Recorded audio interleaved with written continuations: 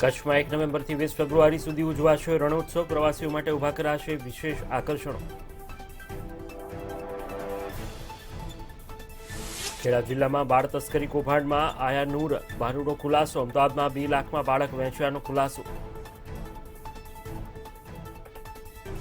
અમદાવાદની સાબરમતી જેલમાં કેદીઓ વચ્ચે થઈ મારામારી. 10 જેટલા કેદીઓ સામે નોંધવામાં આવ્યો ગુનો.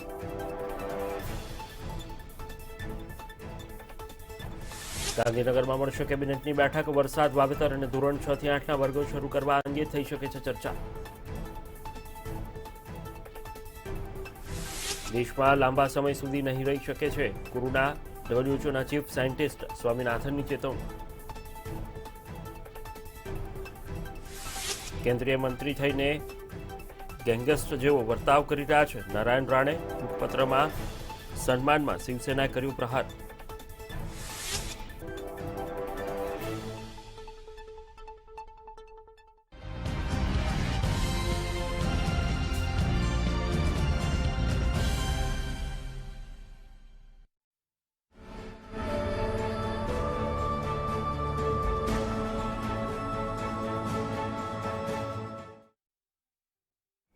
નમસ્કાર, મંતવ્ય મધ્યાહન સાથે હું છું ભૂમિ જાની અને તમે જોઈ રહ્યા છો મંતવ્ય ન્યૂઝ. સમાચારમાં શરૂઆત કરીશું મહત્વના સમાચારથી કે જે આગામી દિવસોમાં તહેવારને લઈને એસઓપી જાહેર કરવામાં આવી છે. ઉલ્લેખનીય છે કે શ્રાવણ મહિનાના વિશેષ તહેવારોને લઈને એસઓપી જાહેર કરાઈ છે. રાજ્ય સરકાર દ્વારા 2 તહેવાર મુદ્દે ગાઈડલાઈન જાહેર કરવામાં આવી છે. જન્માષ્ટમી અને ગણેશ ઉત્સવને લઈને મોટા સમાચારો સામે આવી રહ્યા છે. જન્માષ્ટમીએ રાત્રે 1 વાગ્યા સુધી કર્ફ્યુમાંથી મુક્તિ આપવામાં આવી છે. તો મંદિર પરિસરમાં 200 લોકોને દર્શનની છૂટ અપાઈ છે. સાથે જ 9 સપ્ટેમ્બરથી 19 સપ્ટેમ્બર સુધી ગણેશ ઉત્સવની ઉજવણી થશે. ગણેશ ઉત્સવમાં રાત્રે 12 વાગ્યા સુધી કર્ફ્યુથી મુક્તિ આપવામાં આવી છે. રાત્રે 12 વાગ્યા સુધી 12 વાગ્યા બાદ રાત્રિ કર્ફ્યુનું અમલીકરણ કરવામાં આવશે. આ સાથે જ ગણેશ મહોત્સવમાં પણ 4 ફૂટની પ્રતિમાને મંજૂરી અપાઈ છે. ઘરમાં 2 ફૂટની ગણપતિજીની પ્રતિમાની સ્થાપનાને લઈને મંજૂરી આપવામાં આવી છે. તો જે પ્રકારે આ સમાચારો સામે આવી રહ્યા છે કે જ્યાં શ્રાવણ માસના વિશેષ તહેવારોને લઈને રાજ્ય સરકાર દ્વારા એસઓપી જાહેર કરવામાં આવી છે. રાજ્ય સરકાર દ્વારા આ બંને તહેવારોને લઈને વિશેષ એસઓપી છે તે જાહેર કરવામાં આવી છે. ગાઈડલાઈન જાહેર કરવામાં આવી છે, જે અંતર્ગત જન્માષ્ટમી અને ગણેશ ઉત્સવને લઈને કઈ પ્રકારે ઉજવણી કરવાની તેની વિશેષ ગાઈડલાઈન જાહેર કરવામાં આવી છે. જન્માષ્ટમીના દિવસે રાત્રિના 1 વાગ્યા સુધી કર્ફ્યુમાંથી મુક્તિ આપવામાં આવી છે. આ સાથે જ મંદિર પરિસરમાં પણ 200 લોકોને દર્શન માટે એક સાથે છૂટ આપવામાં આવી છે. તો જે પ્રકારે 9 સપ્ટેમ્બરથી 19 સપ્ટેમ્બર સુધી રાજ્યભરની અંદર ધામધૂમપૂર્વક ગણેશ ઉત્સવની ઉજવણી થશે. તે ઉજવણી દરમિયાન પણ રાત્રે 12 વાગ્યા સુધી કર્ફ્યુમાંથી તમામ રાજ્યવાસીઓને મુક્તિ આપવામાં આવી છે.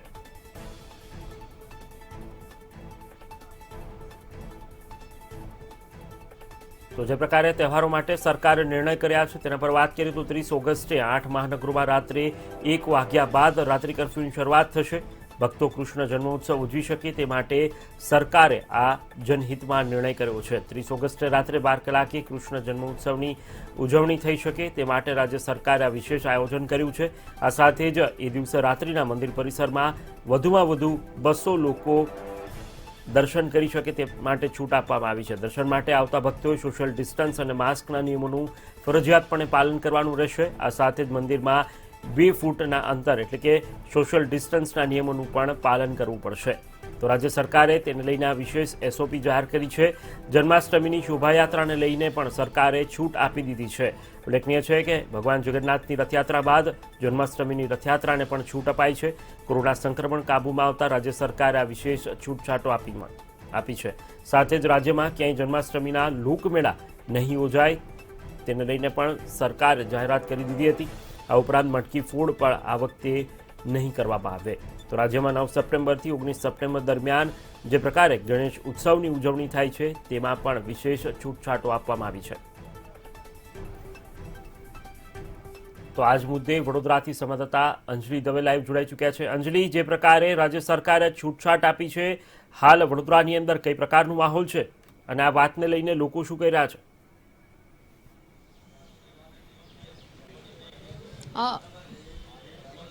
બિલકુલ જે રીતે તહેવારોને લઈને રાજ્ય સરકાર દ્વારા ગાઈડલાઈનો જાહેર કરવામાં આવી છે, કૃષ્ણ જન્માષ્ટમીને લઈને સોમવારના એક દિવસ પૂરતું રાત્રિ કર્ફ્યુનો સમય 1 વાગ્યાનો અને ત્યારબાદ ગણેશોત્સવની જે તૈયારીઓ છે તે પણ શરૂ થઈ ગઈ છે, ત્યારે ગણેશોત્સવ માટે પણ રાજ્ય સરકાર દ્વારા ચોક્કસ ગાઈડલાઈન જાહેર કરવામાં આવી છે। ત્યારે નાગરિકો શું માની રહ્યા છે તે તેમની પાસેથી જાણવાનો પ્રયત્ન કરીશું।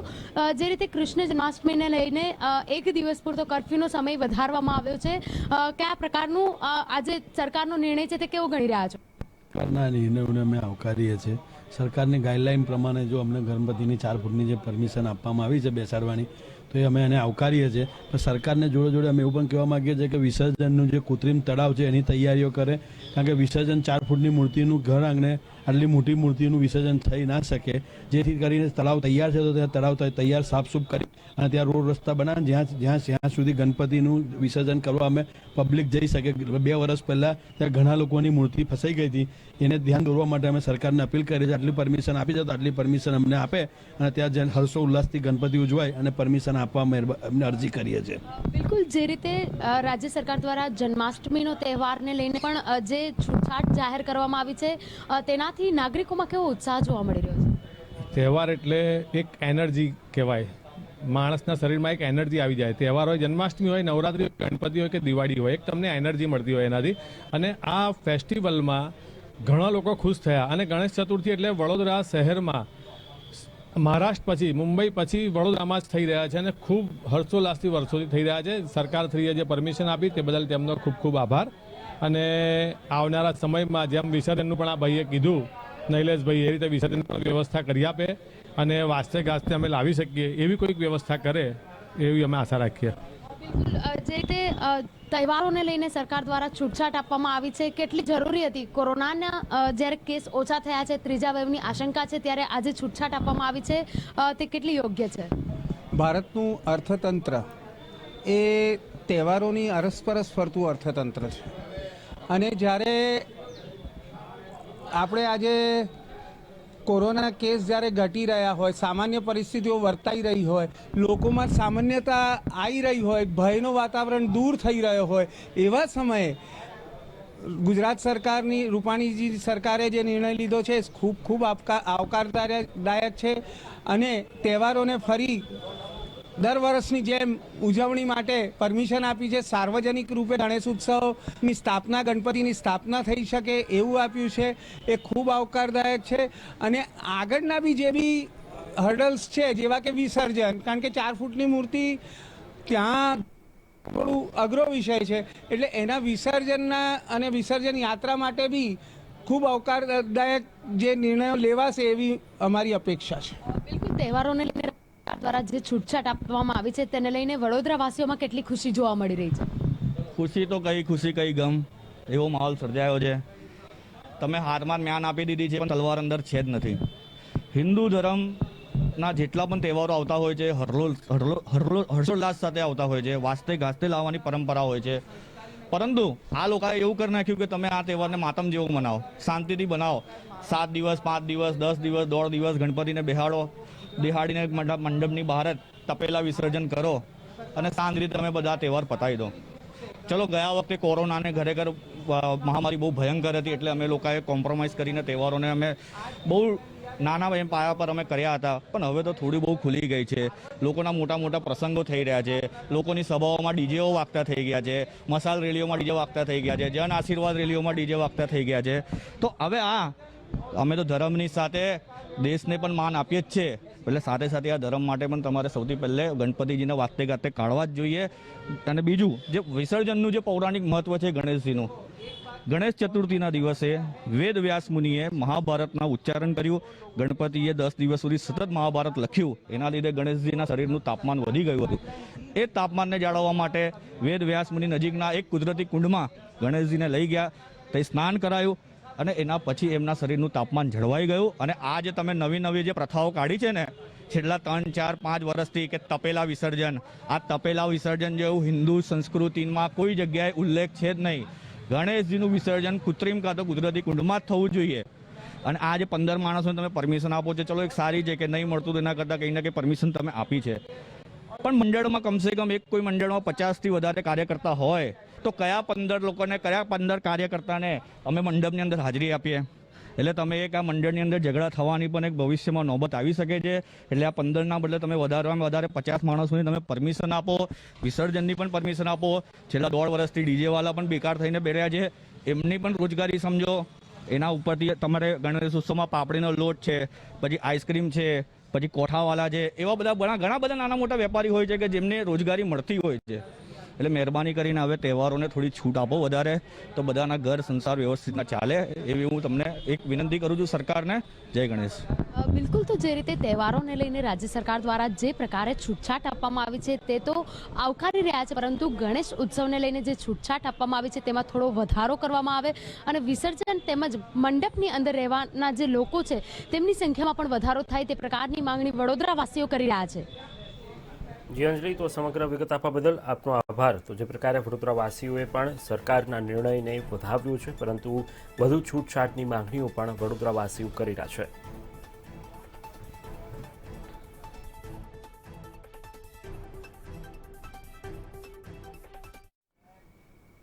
સમાચારમાં આગળ વાત કરીએ તો દ્વારકાથી સમાચાર મળી રહ્યા છે કે જ્યાં દ્વારકાની અંદર જન્માષ્ટમી પર્વને લઈને આજે બેઠક યોજાવા જઈ રહી છે. તે બેઠકની અંદર અલગ અલગ મુદ્દાઓ પર ચર્ચા થશે. બેઠકની અંદર જન્માષ્ટમી પર્વની ઉજવણી અંગે નિર્ણય લેવામાં આવશે. જિલ્લા કલેક્ટરની અધ્યક્ષતામાં આ બેઠક છે તે આગામી કલાકોની અંદર યોજાવા જઈ રહી છે. જે બેઠકની અંદર જન્માષ્ટમી પર્વની કઈ પ્રકારે ઉજવણી કરી શકાય તેને લઈને નિર્ણય છે તે લેવામાં આવશે. ઉલ્લેખનીય છે કે ભગવાન શ્રી કૃષ્ણના દર્શન કરવા માટે મોટી સંખ્યામાં જન્માષ્ટમીનું પર્વ મનાવવા માટે દ્વારકાધીશના દર્શન કરવા માટે યાત્રાળુઓ છે તે ઉમટતા હોય છે, પરંતુ કોરોનાની ગાઈડલાઇનને પાલન કરાવવા સાથે કઈ પ્રકારે આ સમગ્ર તહેવાર છે તેનો હર્ષોલ્લાસ સાથે ઉજવણી કરી શકાય તે મુદ્દે પણ આ બેઠકની અંદર વિશેષ ચર્ચા કરવામાં આવશે.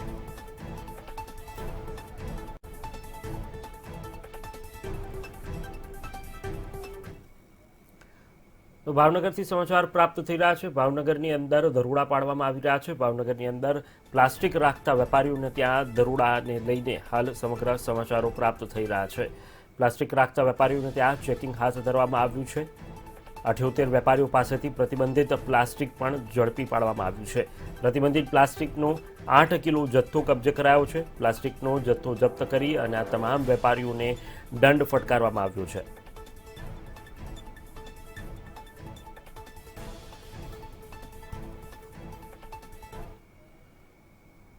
તો ખેડા જિલ્લાથી એક મહત્વના સમાચાર પ્રાપ્ત થઈ રહ્યા છે કે જ્યાં ખેડા જિલ્લાની અંદર બાળ તસ્કરી કૌભાંડનો ખુલાસો થયો છે. અમદાવાદમાં 2 લાખમાં બાળક વેચ્યાનો ખુલાસો સામે આવ્યો છે. આયા નૂરબાનુનો મહિલા ગેંગે દુરુપયોગ કર્યો છે. જે પ્રકારે આ સમાચારો પ્રાપ્ત થઈ રહ્યા છે, અમદાવાદમાં રહેતી દીકરીને સરોગેસી માતા બનાવી બાળક ખરીદનાર દંપતીને પોલીસે પણ હાલ તેમને શોધી કાઢવા માટે ચક્રો ગતિમાન કર્યા છે. તો જે પ્રકારે ખેડા જિલ્લાથી આ મોટા સમાચાર સામે આવ્યા.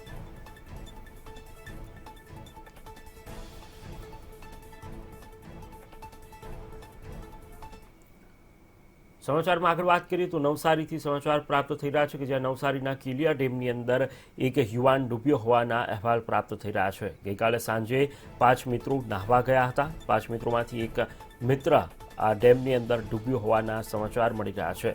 લીમઝર ગામના યુવાનો નાહવા ગયા હતા. સ્થાનિકોને અને ફાયર ટીમને શોધખોળ હાથ ધરવામાં આવી છે. આ સાથે જ યુવાનોની હજી સુધી કોઈ ભાળ મળી નથી.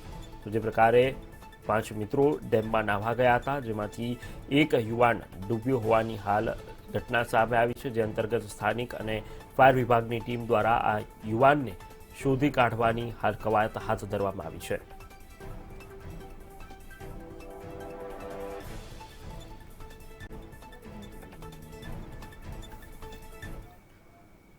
દાહોદથી એક હત્યાને લઈને સમાચારો સામે આવી રહ્યા છે. દાહોદની અંદર ચકચારી ઘટના બની છે કે જ્યાં પ્રેમિકાને મળવા ગયેલા યુવકની હત્યા થઈ છે. યુવતીના પિતા અને ભાઈએ યુવાનને માર માર્યો. યુવાનને ઢોરમાર મારતા યુવાનનું મોત થયું છે. યુવતીના પિતા અને ભાઈ સામે ફરિયાદ નોંધવામાં આવી છે. તો જે પ્રકારે દાહોદથી ચકચારી બનતી ઘટના સામે આવી છે કે જ્યાં દાહોદમાં પ્રેમિકાને મળવા ગયેલા યુવકની હત્યા કરવામાં આવી છે. યુવતીના પિતા અને ભાઈએ યુવાનને ઢોરમાર માર્યો હતો અને આ ઢોરમારના કારણે યુવકનું મોત નીપજ્યું છે.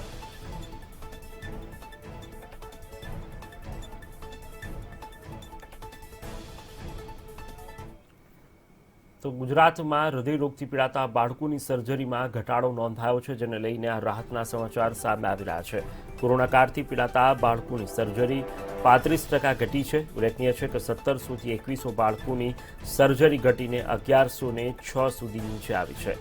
બાળ સુરક્ષા કાર્યક્રમ હેઠળ કાર્ડિયાક સર્જરીમાં સતત ઘટાડો નોંધાઈ રહ્યો છે. તો ગુજરાતથી બાળકો માટે રાહતના સમાચાર સામે આવી રહ્યા છે કે જ્યાં હૃદયરોગથી પીડાતા બાળકોની સર્જરીમાં ધરખમ ઘટાડો નોંધાયો છે. કોરોના કાળથી પીડાતા બાળકોની સર્જરીમાં 35% જેટલો ઘટાડો નોંધાતા આરોગ્ય વિભાગે પણ રાહતનો શ્વાસ લીધો છે.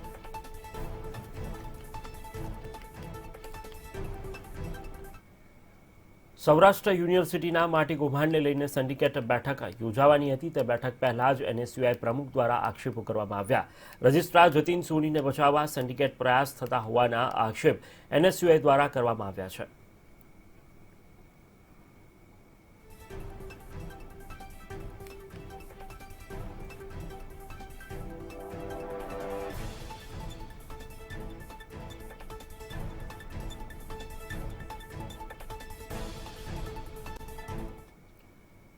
રાજકોટમાં બિલ્ડર RK ગ્રુપના આઈટીના દરોડામાં જાણીતા અનંત ગ્રુપ પર ઝપેટમાં આવી ચૂક્યું છે. વિક્રમ લાલવાણીના નિવાસસ્થાન અને ઓફિસમાં તપાસ કરવામાં આવી. આઈટી દરોડામાં RK ગ્રુપ, ગંગદેવ ગ્રુપને ત્યાંથી 4 કરોડની રોકડ મળી આવી છે.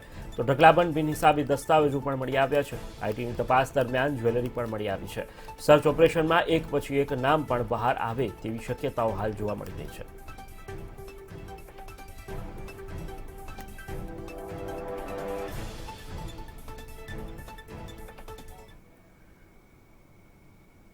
સુરતમાં પાલિકાના શાસકો દ્વારા સરકારી યોજનાના લાભને લઈને તાલિબાની ફરમાન જાહેર કરવામાં આવ્યું છે. સરકારી યોજનાનો લાભ લેવા માટે ભાજપ વોર્ડ પ્રમુખની સહી ફરજિયાત કરી છે. સરકારે કોઈપણ યોજનાનો લાભ જનતાને જોઈતો હોય તો ભાજપ કાર્યકર્તાઓની સહી ફરજિયાત કરવામાં આવી છે. જે તે વોર્ડમાં ભાજપના કાર્યકરની હાર થઈ હોય તે વોર્ડમાં પણ હારેલા ભાજપના વોર્ડ પ્રમુખની સહી ફરજિયાત કરવાની રહેશે. સરકારી સહાય માટે ભાજપ આગેવાનોની ફરજિયાત સહીથી સ્થાનિકોમાં હાલ રોષ ભભૂકી ઉઠ્યો છે.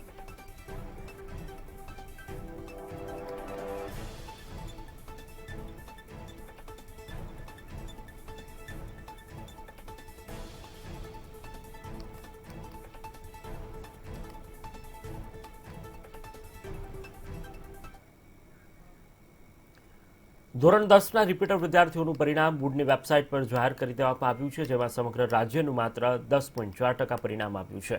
આ વર્ષે ધોરણ 10માં 3,26,505 રિપીટર વિદ્યાર્થીઓ નોંધાયા હતા, જેમાંથી 2,98,817 વિદ્યાર્થીઓએ પરીક્ષા આપી હતી. કોરોના કાળમાં લેવાયેલી પરીક્ષામાં માત્ર 30,012 વિદ્યાર્થીઓ ઉત્તીર્ણ થયા છે, જેમાં વિદ્યાર્થીઓનું પરિણામ 12.75% અને વિદ્યાર્થીનીનું 8.77% પરિણામ આવ્યું છે.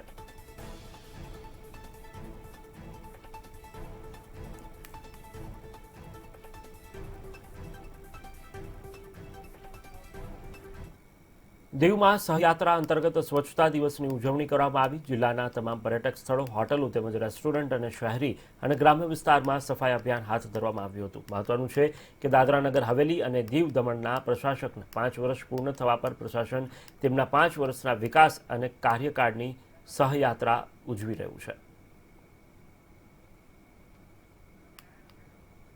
4,000 लोग उन्होंने हमारा सहयोग दिया और tourist location, beaches, hotels, restaurants, इन सब में बढ़ चढ़कर सफाई अभियान चलाया गया है. कल हरित दिवस मनाया जा रहा है, जिसमें अलग अलग जगहों पे पौधे लगाए जाएंगे और दीव में तौतरी में जितने भी पौधे बोए हैं, हमारा ये उद्देश्य है कि हम उससे कई गुना पौधे लगाएं और उसको उतना ही हरा भरा बनाएं. આજના સહયાત્રા દિવસ નિમિત્તે આજે અમે પ્રશાસન સાથે PWD સભ્યગણો સાથે દીવ કોલેજના સ્ટુડન્ટ અને વિદ્યાર્થીઓ, એસપી સર અને બીજા બાકીના વડીલો સાથે અમે અહીંયા દીવના દરિયા બીચ ઉપર સફાઈ કાર્યક્રમનો આરંભ કર્યો. શિક્ષક સ્વચ્છતા સર્વેક્ષણ માટે છેલ્લા કેટલાય દિવસોથી ભારે હંગામો મચેલો છે. ત્યારે સર્વેક્ષણના દિવસે મોટાભાગના સેન્ટરો ખાલીખમ જોવા મળ્યા હતા. ક્યાંક શિક્ષકો સર્વેક્ષણની કસોટી માટે આવ્યા પણ હતા, તો શિક્ષણ મંત્રીએ સેન્ટરની મુલાકાત લઈને આભાર પણ વ્યક્ત કર્યો હતો.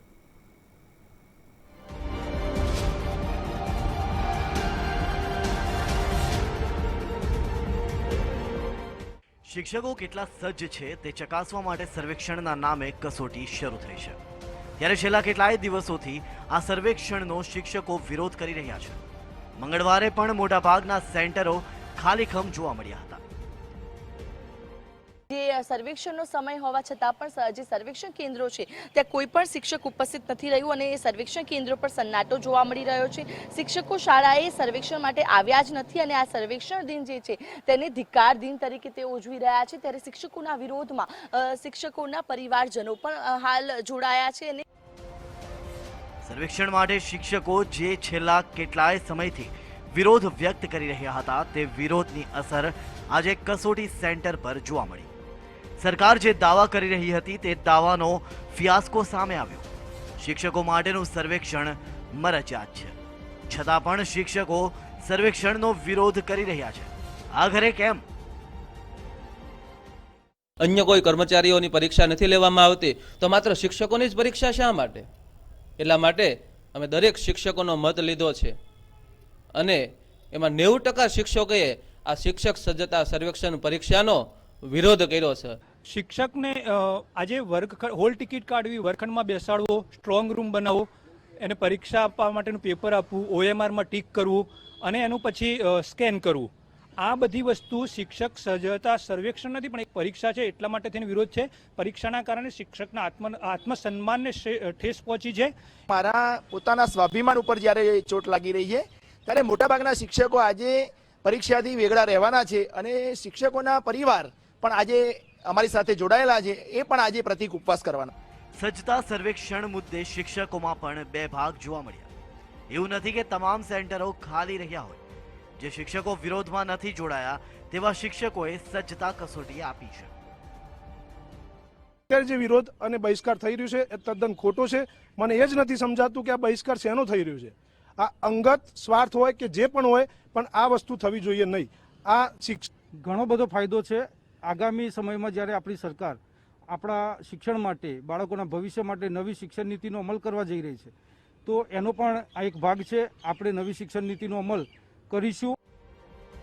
શિક્ષકો જ્યાં હાજર રહ્યા હતા તેવા સેન્ટરમાં શિક્ષણ મંત્રીએ મુલાકાત લીધી અને સર્વેક્ષણ માટે હાજર રહેલા શિક્ષકોનો આભાર માન્યો.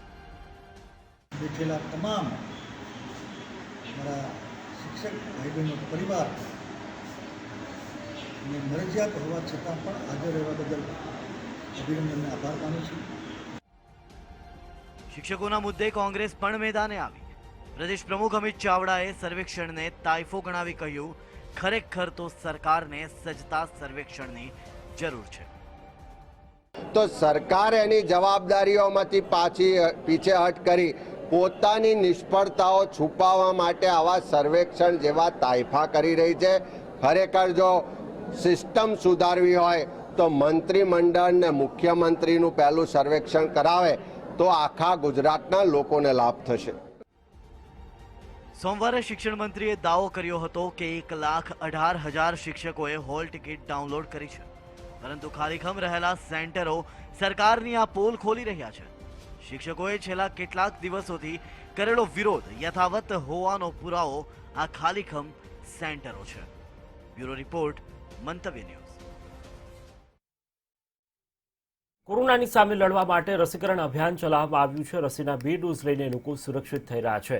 1.6 કરોડ ભારતીયોને બીજો ડોઝ લેવાનું બાકી છે. જોઈએ ખાસ અહેવાલ, ક્યારે મળશે બીજો ડોઝ?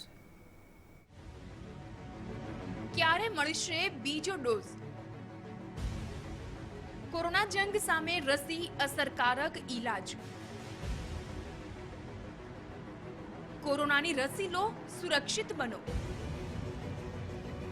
કોરોના સામે રસી એકમાત્ર ઈલાજ. રસી લઈને લોકો બની રહ્યા છે સુરક્ષિત.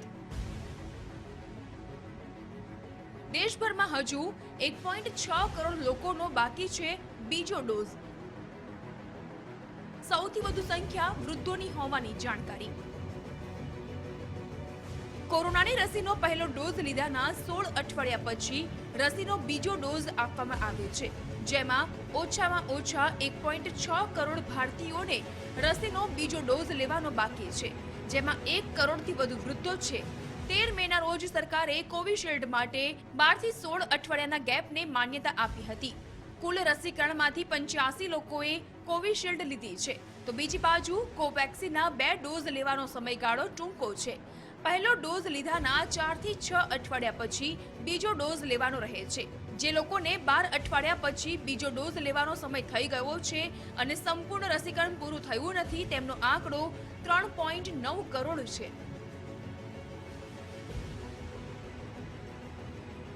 સરકારી આંકડા પ્રમાણે પ્રાયોરિટી ગ્રુપ એટલે કે હેલ્થકેર અને ફ્રન્ટલાઇન વર્કર્સ 45 થી 59 વર્ષના અને 60 વર્ષથી વધુના લોકો કે જેમણે પહેલો ડોઝ 2 મે સુધીમાં લીધો છે તેમની સંખ્યા 12.8 કરોડ છે.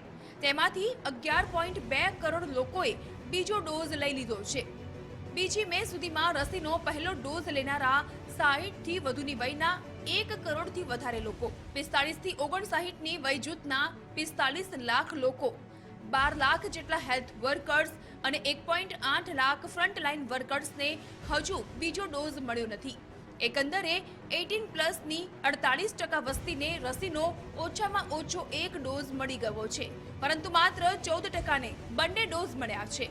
18 થી 45ના વય જૂથના લોકો માટે 1 મે થી રસીકરણ શરૂ કરવામાં આવ્યું હતું, જે આશરે 16 અઠવાડિયા પહેલા હતું. બ્યુરો રિપોર્ટ, મંતવ્ય ન્યૂઝ.